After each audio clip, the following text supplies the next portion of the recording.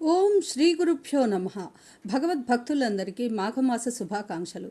ఈరోజు మాఘ బహుళ సప్తమి గురువారము. ఈరోజు మాఘ పురాణము 23వ అధ్యాయంలో ఆ యొక్క గ్రత్స్నమద మహర్షి జహ్నుమునితో ఇలా చెప్తున్నాడు. ఓ జహ్నుముని, ఈ మాఘమాస స్నానము ఆ యొక్క మాఘమాస వ్రతానికే కాక మాఘమాసంలో శ్రీమన్నారాయణ అర్చించిన నిర్మాల్యం కూడా ఎంతో శక్తివంతమైనది. దీనికి ఉదాహరణగా ఒక కథ చెప్తాను, విను. పూర్వం క్షీరసాగర మథనంలో ఆ యొక్క అమృత కలశం ఉద్భవించింది.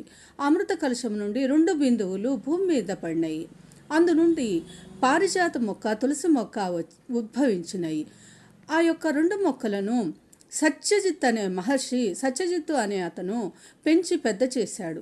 అది ఒక మహావనమైంది. ఒకసారి ఇంద్రుడు ఆకాశ మార్గంలో స్వర్గానికి వెళుతూ ఈ యొక్క వనం నుండి వచ్చిన పరిమళానికి ముగ్ధుడై ఈ యొక్క పారిజాత పుష్పాలను తీసుకువెళ్ళి తన భార్య అయిన శచీదేవికి, రంభాది అప్సరసులకు ఇస్తే వారు ఎంతో ఇష్టపడి ప్రతిరోజు ఈ యొక్క భగవత్ కైంకర్యాన్ని కావాలన్నారు. అప్పుడు ఇంద్రుడు ఒక యక్షుని నియమించి ప్రతిరోజు ఈ పూలను తీసుకురమ్మంటే ఆ యక్షుడు వచ్చి రాత్రిపూట పూలను తీసుకువెళ్ళేవాడు. సత్యజిత్తుకి ఎంతకీ తెలియలేదు ఎవరు తీసుకువెళ్తున్నారో. ఆ పూలు తెల్లవారేటప్పటికి మాయమైపోతున్నాయి. ఆయన ఏం చేశాడంటే ఒకరోజు భగవంతుని యొక్క నిర్మాల్యాన్ని ఆ వనమంతా చల్లాడు.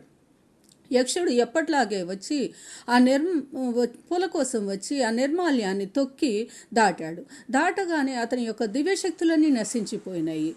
మరి పూల కోసం యక్షుడు తేకపోతే ఇంద్రుడు, మిగతా దేవతలు కూడా ఆ పుష్పాల కోసం వచ్చి వారు కూడా ఆ యొక్క నిర్మాల్యాన్ని తొక్కి దాటినందువల్ల వారి దివ్యశక్తులు, ఆకాశ గమనము అన్నీ పోయి అక్కడే ఉండిపోయారు.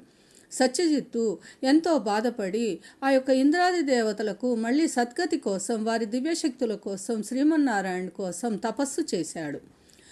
అలాగ 10 రోజులు నిరాహారంగా తపస్సు చేసి 11వ రోజు ఏకాదశి రోజు కూడా ఆ యొక్క ఉపవాసము, జాగారము చేసినందువల్ల శ్రీమన్నారాయణుడు ప్రత్యక్షమయ్యి సత్యజిత్తుని వరం కోరుకోమంటే సత్యజిత్తు ఆ యొక్క ఇంద్రాది దేవతలకు వారి దివ్యశక్తులను ప్రసాదించమంటే శ్రీమన్నారాయణుడు అలాగే ప్రసాదించాడు. ఇలాగా ఎంతో మహిమాన్వితమైనటువంటి భగవంతుని నిర్మాల్యాన్ని తొక్కినందుకే వారి యొక్క శక్తులు పోయినాయి. మరి శ్రీమన్నారాయణుని యొక్క దివ్యానుగ్రహంతో వారి దివ్యశక్తులు వారికి వచ్చినాయి. విన్నావా జహ్నుముని? ఈ యొక్క మాఘమాసంలో శ్రీమన్నారాయణ్ణి అర్చించిన, సేవించిన ఎన్నో దివ్యమైనటువంటి సకల అభీష్టాలు నెరవేరుతాయి, దివ్యశక్తులు వస్తాయి.